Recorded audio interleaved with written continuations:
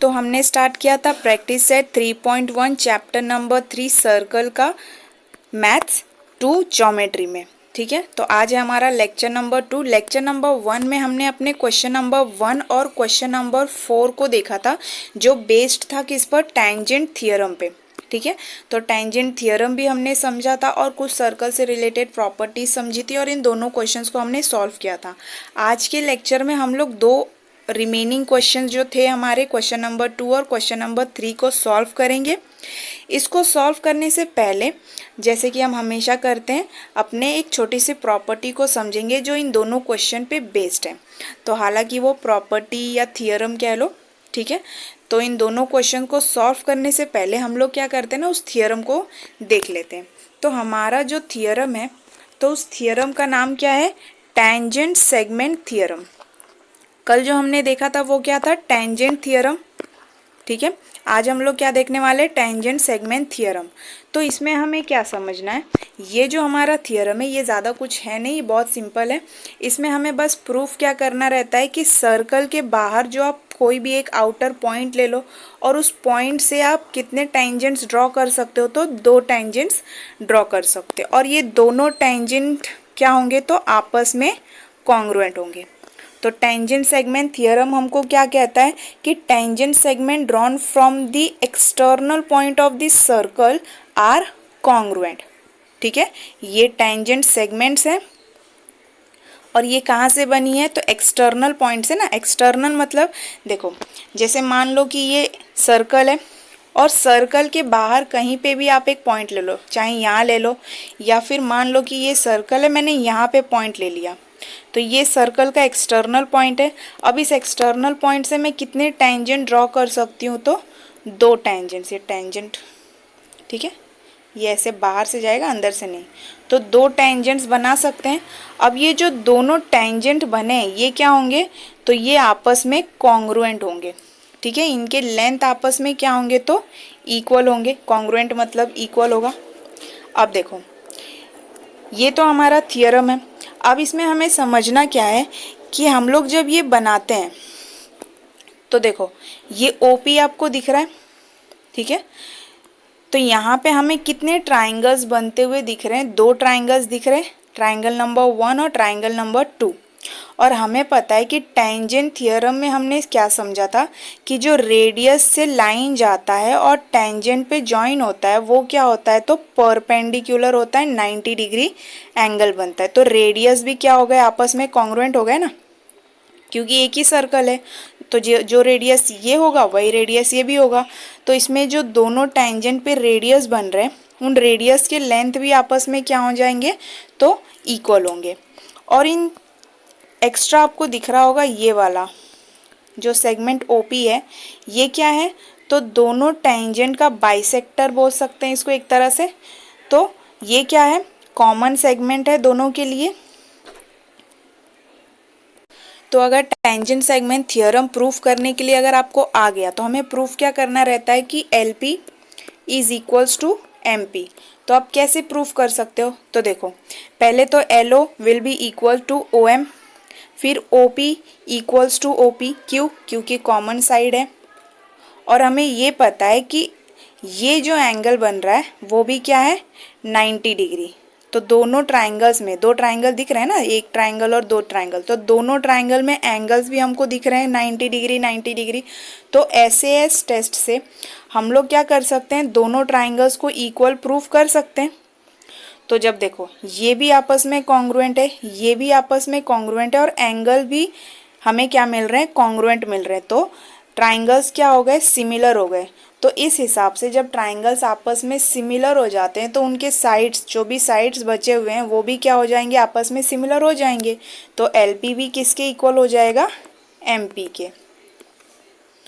तो tangent segment theorem में आपको क्या याद रखना है कि सर्कल से आप एक्सटर्नल पॉइंट लेकर 2 टेंजेंट्स ड्रॉ करोगे और दोनों टेंजेंट्स के जो लेंथ होंगे वो आपस में सिमिलर होंगे। बस इतना ही है इसमें। अब हम क्या करेंगे, तो इससे रिलेटेड जो क्वेश्चन दिया हुआ है हमारा क्वेश्चन नंबर 2, उसको सॉल्व करेंगे। तो देख लो, पहले हमको क्या दिया है, in the adjoining figure O is the centre of the circle, तो ओ क्या है, सेंटर ऑफ द सर्कल है। फ्रॉम पॉइंट आर, जो एक्सटर्नल है point R, segment R M, ठीक है, segment R M and segment R N are tangent, तो ये दोनों टेंजेंट्स हैं। Touching the circle at M and N, if O R is equals to 10, O R मतलब ये वाला हमको क्या दे दिया है 10, ओ आर की सेंटीमीटर क्या दी है हमको 10, and radius of a circle is 5, तो रेडियस यहाँ से जो यहाँ बनेगा वो क्या हो जाएगा, तो 5, तो अगर ये 5 है तो ये वाला भी 5 ही बनेगा, ठीक है, रेडियस ऑफ सर्कल कॉमन ही होता है।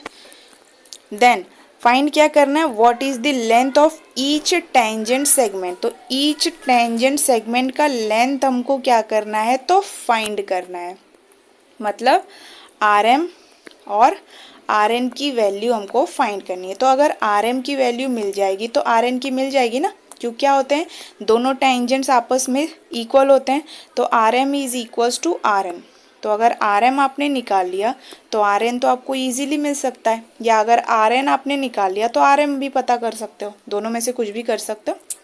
फिर what is the measure of angle M R O, और एम आर ओ की वैल्यू, एंगल आर की वैल्यू हमको फाइंड करनी है।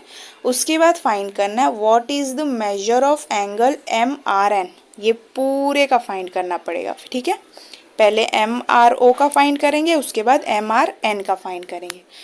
तो देखो इसमें ज़्यादा कुछ है नहीं, तो देखो हमारा जो डायग्राम हमको दिया हुआ है कुछ इस तरह से दिया है। सबसे पहले हमको क्या फाइंड करना है, तो length of the tangent segment, तो टेंजेंट सेगमेंट थियरम से हमने क्या पता किया कि R M is equals to R N होगा, ठीक है। तो सबसे पहले दोनों में से कोई एक वैल्यू आप फाइंड करो, या तो आप इसकी वैल्यू फाइंड करो या इसकी वैल्यू फाइंड करो, ठीक है। तो देखो यहाँ पे अगर हम देखेंगे तो हमें दो ट्राइंगल्स दिख रहे हैं, ट्राइंगल 1 और ट्राइंगल 2। तो सबसे पहले ये 90 डिग्री ट्राइंगल है। 90 डिग्री कैसे, जब रेडियस टेंजेंट पे बनता है तो परपेंडिकुलर फॉर्म करता है, ठीक है। कैसे समझा हमने, ये टेंजेंट थ्योरम से हमने समझा था। तो ये हमें कौन सा ट्राइंगल दिख रहा है, राइट एंगल ट्राइंगल। तो यहाँ पे हम लोग कौन सा थ्योरम यूज़ कर सकते हैं, तो पाइथागोरस थ्योरम आप यूज़ कर सकते हो। तो देखो 90 डिग्री के सामने जो होता है वो क्या होता है, हाइपोटेनस, ठीक है। और ये 5 सेंटीमीटर रेडियस का हमको दिया हुआ है। अब हमें क्या फाइंड करना है, आर एन फाइंड करना है। तो आप कैसे करोगे, तो ये हो जाएगा 10 square is equals to 5 square plus R N square, फिर इसकी हमको मिलेगी 100, फिर ये 25 प्लस आर एन स्क्वायर, फिर ये 25 यहाँ जाएगा माइनस हो जाएगा, तो हमें क्या मिलेगा 75 is equals to R N square. फिर आर एन की वैल्यू आप कैसे फाइंड करोगे, तो √75 √RN स्क्वायर। तो जब ये स्क्वायर हम लेंगे तो 75 का स्क्वायर रूट क्या होता है, तो 75 को जब आप फैक्टर करो तो 3 2 ज़ा 6 और 5 ज़ा, ठीक, फिर 5 5 ज़ा 25 5 1 ज़ा 5, तो 2 5 है तो एक 5 बाहर आ जाएगा और अंडर रूट में क्या बचेगा 3, तो 75 का हमको क्या मिलेगा 5√3, और ये किसकी वैल्यू मिलेगी, आर एन की। तो मैं बोल सकती हूँ कि आर एन अगर 5√3 है तो आर एम की भी वैल्यू इतनी ही होगी 5√3। कैसे, तो टेंजेंट सेगमेंट थ्योरम से हमें पता है कि सर्कल के बाहर कोई भी एक्सटर्नल पॉइंट से दो टेंजेंट जो बनते हैं वो दोनों के लेंथ आपस में क्या होते हैं, तो इक्वल, ठीक है। तो देखो इसकी वैल्यू हमको मिल गई 5√3 और इसकी भी वैल्यू हमको मिल गई 5√3। कैसे मिली, तो एक बार फिर से समझ लेते हैं।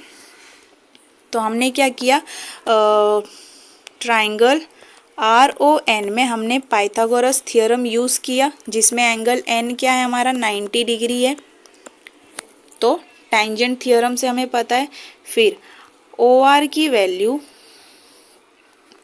OR square is equals to ON square plus RN square.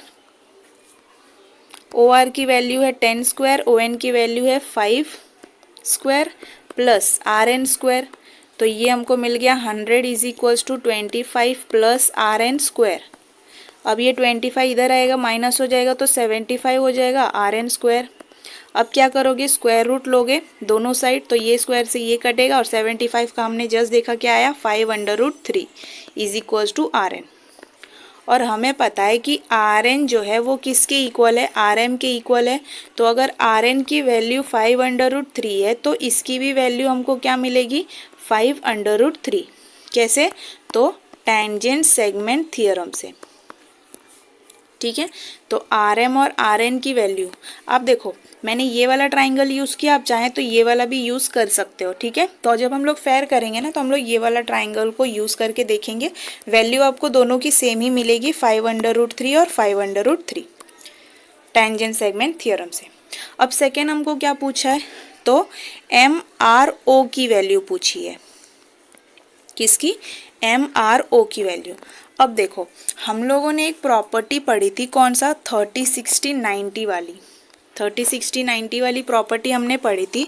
तो हमें पता है क्या कि the side opposite to 30 degree, तो देखो इधर साइड ऑपोजिट टू 30 डिग्री क्या होता है, हाफ ऑफ हाइपोटेनस होगा, हाफ ऑफ ओ आर होगा। तो देखो यहाँ पे ये वाले ट्राइंगल को अगर आप करो, क्योंकि यही इसी का हमको फाइंड करना है, तो इसके ऑपोजिट में कौन सा है, 5 है। तो मान लो कि ओ एम है, O M will be what, half of O R, और ओ आर हमको क्या दिया हुआ है, 1/2 इंटू ओ आर की वैल्यू दी हुई है 10, तो 2 1 ज़ा 2 5 ज़ा तो 5। तो ये किसकी वैल्यू है, ओ एम की वैल्यू। तो देखो ओ एम की वैल्यू यहाँ पे हमको क्या दी हुई है, 5। तो हम लोग बोल सकते हैं ना, हमें पता है कि जब एंगल आर अगर 30 डिग्री होता और 30-60-90 वाली प्रॉपर्टी अगर हम यूज़ करें, तो हमें क्या पता है कि एंगल ऑपोजिट, एंगल नहीं, side opposite to 30 degree is how much, तो हाफ ऑफ द हाइपोटेनस। ये वाली प्रॉपर्टी हमने पढ़ी थी कि इसमें 30-60-90 वाले में। लेकिन यहाँ पे हम लोग क्या करेंगे, तो कन्वर्स करेंगे ना, क्योंकि हमको साइड्स दिए हुए, हम लोग क्या फाइंड कर रहे हैं, एंगल फाइंड कर रहे हैं।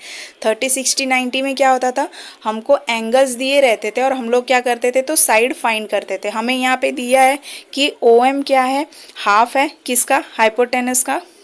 ठीक है, हाइपोटेनस यहाँ पे कितना है, 10 सेंटीमीटर, और 10 सेंटीमीटर का हाफ क्या होता है, 5। तो बोल सकते हैं ना कि O M is half of the hypotenuse. तो इस हिसाब से एंगल आर हमारा कितना हो गया, 30 डिग्री, और ये वाला क्या हो जाएगा, तो ये हो जाएगा 60 डिग्री। अब 60 कैसे, तो 60 के लिए हमें पता है कि side opposite to 60 degree is √3/2 times of क्या, तो हाइपोटेनस। तो इसको भी एक बार समझो। तो देखो ये वाला अगर मान लो कि एंगल ओ हमारा 60 डिग्री है, तो एंगल ओ के ऑपोजिट में क्या है, एम आर है। M R will be √3/2 times of what, hypotenuse, O R. ठीक है, तो देखो √3/2 इंटू ओ आर की वैल्यू क्या है, 10। ठीक है, तो 2 1 ज़ा 2 5 ज़ा, तो हमारे पास है 5√3। और एम आर की वैल्यू या आर एम की वैल्यू हमको कितनी मिली थी सॉल्व करके, 5√3 ही तो मिली थी, यहाँ पे 5√3 ही मिली थी ना हमको। तो इस हिसाब से हम लोग ये भी बोल सकते हैं ना कि एंगल ओ क्या है, 60 डिग्री। तभी तो हमें क्या मिला कि एंगल ओ के ऑपोजिट में जो साइड है एम आर, वो क्या है, √3/2 times of hypotenuse O R. ठीक है, तो हमें क्या समझ में आया, एंगल एम आर ओ में एंगल आर कितना है, 30 डिग्री। कैसे, तो कन्वर्स ऑफ 30-60-90। कन्वर्स क्यों, क्योंकि यहाँ पे हमको साइड दिए हैं और हमने इन साइड्स की हेल्प से एंगल फाइंड किया। 30-60-90 में क्या होता था, हमको एंगल दिया रहता था और हम लोग साइड फाइंड करते थे। ठीक है, अब लास्ट में हमको क्या पूछा है, तो हमें पूछा है ये पूरे की वैल्यू, एम आर एन की वैल्यू। तो अब यहाँ देखो हमें पता है कि ये वाला जो है 30 है, तो ये सेम प्रॉपर्टी जो हमने यहाँ पे यूज़ किया आर की वैल्यू फाइंड करने के लिए, सेम वही चीज़ हम लोग इसमें भी तो यूज़ कर सकते हैं, इस वाले ट्राइंगल में। तो मैं बोल सकती हूँ कि angle R M R O 30 है और एंगल ओ आर एन भी क्या हो गया, 30 है।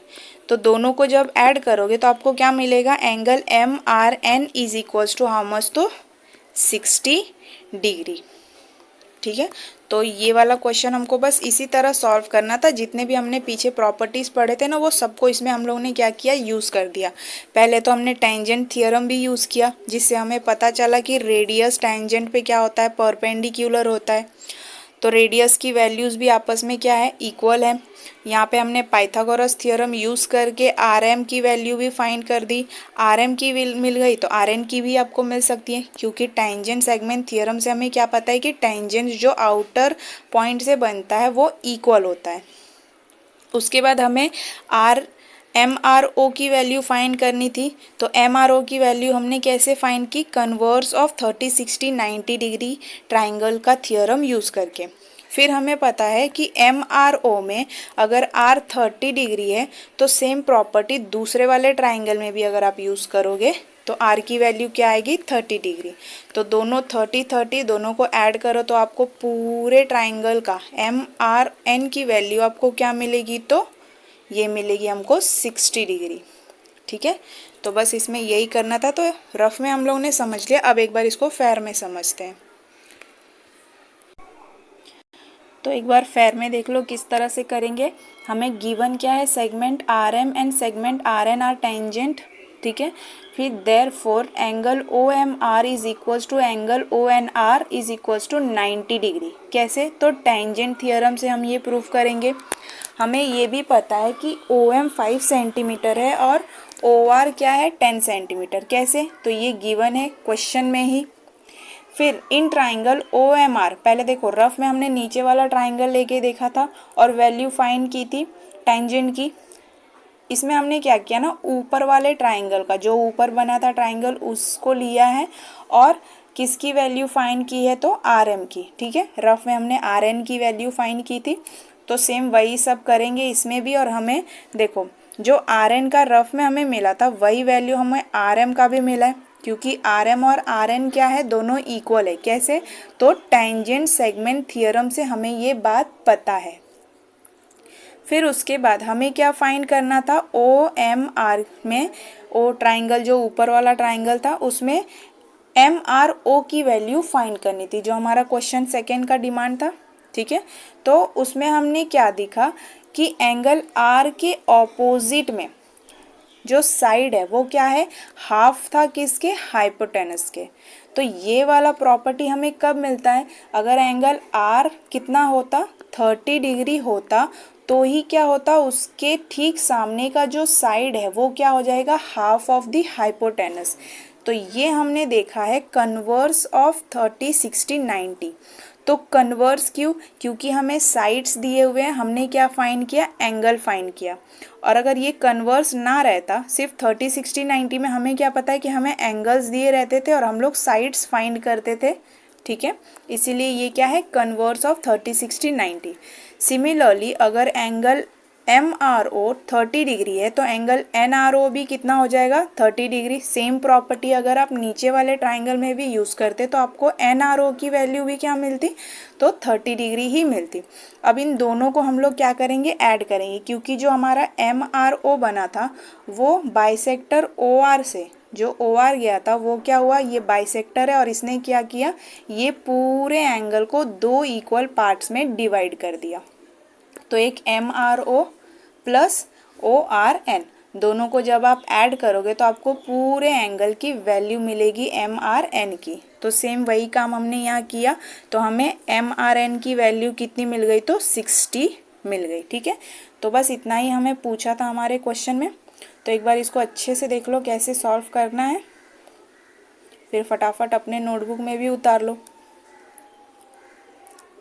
ठीक है। फिर हम लोग अपने नेक्स्ट क्वेश्चन की तरफ बढ़ते हैं। अब देखते हैं टेंजेंट सेगमेंट थियरम पे ही रिलेटेड हमारे क्वेश्चन नंबर 3 को। तो हमें क्या दिया है, segment R N and segment R N, R M और आर एन क्या है, are tangent segment of the circle with centre O. तो ये टेंजेंट है, ये हमें क्वेश्चन में बता दिया है। ओ क्या है, सेंटर है हमारे सर्कल का। Prove that segment O R bisects angle M R N as well as M O N. ठीक है। तो हमें क्या प्रूव करना है कि हमारा ये जो बाइसेक्टर है ओ आर, हमारा ये जो ओ आर बाइसेक्टर है वो क्या कर रहा है, ये पूरे एंगल को बाइसेक्ट कर रहा है और ये वाले एंगल को भी क्या कर रहा है, वो बाइसेक्ट कर दे रहा है। ठीक है, तो अगर मान लो कि इस एंगल को बाइसेक्ट कर रहा है तो क्या बनेगा, एम आर ओ और एन आर ओ। और अगर ये वाले एंगल को बाइसेक्ट करता है तो क्या बनता है, एन ओ आर और एम ओ आर। तो यही हमें प्रूफ करना है इसमें। तो इसको प्रूफ करने के लिए सबसे पहले हम लोग क्या प्रूफ करेंगे कि ये जो हमारा ट्राइंगल बन रहा है टेंजेंट, रेडियस और सिमिलर एंगल से, तो इसको हम लोग प्रूफ करेंगे कि आपस में कॉन्ग्रुएंट है या नहीं, सिमिलर है या नहीं, दोनों देखते हैं। या तो कॉन्ग्रुएंट प्रूफ करो या सिमिलर प्रूफ करो। तो कॉन्ग्रुएंट और सिमिलर दोनों अलग अलग कॉन्सेप्ट है, ये हमने पढ़ा भी था। ठीक, तो देखो ये वाले अगर फिगर को आप ध्यान से देखो तो ओ एम क्या है, हमारा रेडियस है। तो जो वैल्यू ओ एम की होगी सेम वही वैल्यू ओ एन की भी होगी। तो हम बोल सकते हैं कि O M is congruent to O N. क्यों, क्योंकि रेडियस ऑफ दिस सर्कल, तो ये रेड आई हो गए ना, एक हुआ तो रेडियस और दो हो गए तो रेड आई। ठीक है, तो O M is congruent to O N, क्योंकि अगर ये 5 है तो ये भी 5 ही होगा, तो कॉन्ग्रुएंट हो गए, क्योंकि शेप साइज सब में ये लोग क्या हो गए, आपस में सिमिलर है। तो इसीलिए ये क्या है, जब शेप और साइज दोनों इक्वल होते हैं तो वो क्या कहलाते हैं, कॉन्ग्रुएंट कहलाते हैं। तो O M is congruent to O N. फिर यहाँ पे ये जो ओ आर है ये भी क्या हो गया, ओ आर भी खुद से ही कॉन्ग्रुएंट हो जाएगा। कॉन्ग्रुएंट क्यों, क्योंकि दोनों शेप और साइज में सिमिलर ही होंगे। अगर 10 है तो 10 ही रहेगा। तो ओ आर भी कॉन्ग्रुएंट हो गया किसके, खुद से ही, ओ आर से ही। क्यों, क्योंकि कॉमन साइड है, दोनों ट्राइंगल का कॉमन साइड है। उसके बाद हमें ये भी पता है कि आर एन जो है वो भी क्या है, कॉन्ग्रुएंट है किसके, आर एन के, क्योंकि जो लेंथ आर एम की होगी वही लेंथ किसकी होगी, आर एन की होगी। तो हम लोग बोल सकते हैं कि शेप और साइज में दोनों सेम ही होंगे। तो आर एम ही कॉन्ग्रुएंट हो जाएगा किसके, आर एन के। और ये तो हमने हमारे टेंजेंट सेगमेंट थियरम में भी देखा कि दोनों टेंजेंट्स आपस में कॉन्ग्रुएंट होते हैं। ठीक है, तो इसको भी हमने प्रूफ कर दिया। तो ये किस प्रॉपर्टी से प्रूफ हो सकता है, एस एस एस। तो एस एस एस से हमने प्रूफ क्या कर दिया कि हमारा ये जो दोनों ट्राइंगल है वो आपस में क्या है, तो कॉन्ग्रुएंट है। अब अगर दोनों ट्राइंगल्स आपस में कॉन्ग्रुएंट है और उनके साइज, शेप सब कुछ सिमिलर है तो एंगल्स भी सिमिलर हो जाएंगे आपस में। ठीक है ना, तो इस हिसाब से हम लोग बोल सकते हैं कि इसका जो भी एंगल होगा वो कॉन्ग्रुएंट हो जाएगा किसके, इस ट्राइंगल के एंगल से।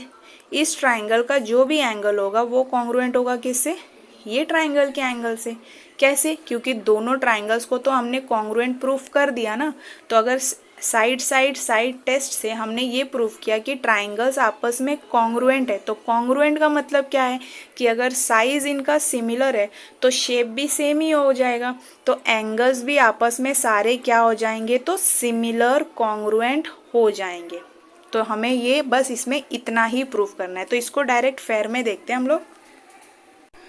तो देखो प्रूफ क्या करना है हमें, सेगमेंट ओ आर क्या है, बाइसेक्टर है segment R N, M R N और as well as angle M O N. ठीक है, तो प्रूफ हम करेंगे कैसे, in triangle M R O and triangle N R O. तो सबसे पहले दोनों ट्राइंगल को आप कॉन्ग्रुएंट प्रूफ करो। कॉन्ग्रुएंट ही क्यों प्रूफ करना है, अगर एक बार कॉन्ग्रुएंट प्रूफ कर दिया ना तो हम लोग बोल सकते हैं कि जो भी एंगल्स फॉर्म हो रहे हैं बाइसेक्टर से वो क्या हो गए, सारे आपस में सिमिलर है, इक्वल है, कॉन्ग्रुएंट है। ठीक है, तो देखो सेगमेंट ओ एम, सेगमेंट जरूर लिखना। ठीक है, segment O M is congruent to segment O N, radii of a circle. और कॉन्ग्रुएंट क्यों है, ये तो मैंने बता दिया, क्योंकि शेप और साइज में सिमिलर ही होंगे। फिर segment O R is similar to segment O R, क्यों, कॉमन साइड है।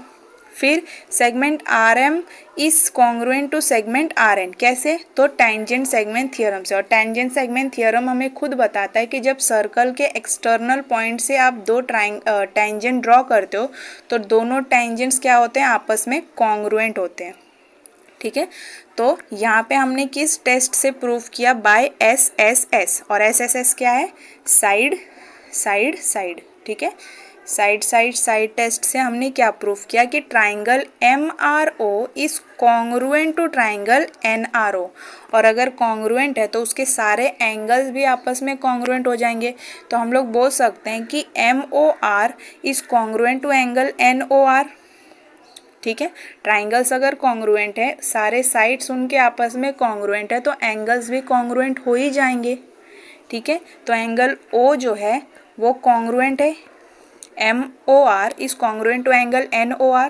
तो MOR किस में देखा था हमने, तो MOR is congruent to NOR। ठीक है, तो OR कॉन्ग्रुएंट।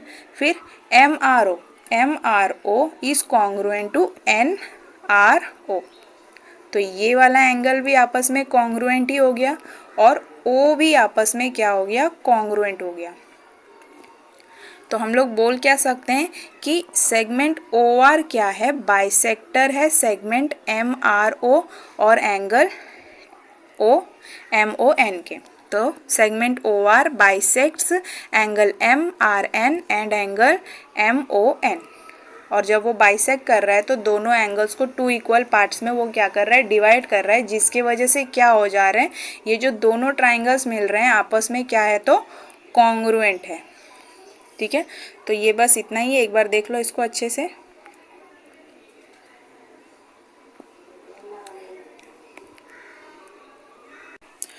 तो आज के लेक्चर में हमने प्रैक्टिस सेट 3.1 को पूरा देख लिया, पूरा सॉल्व कर लिया।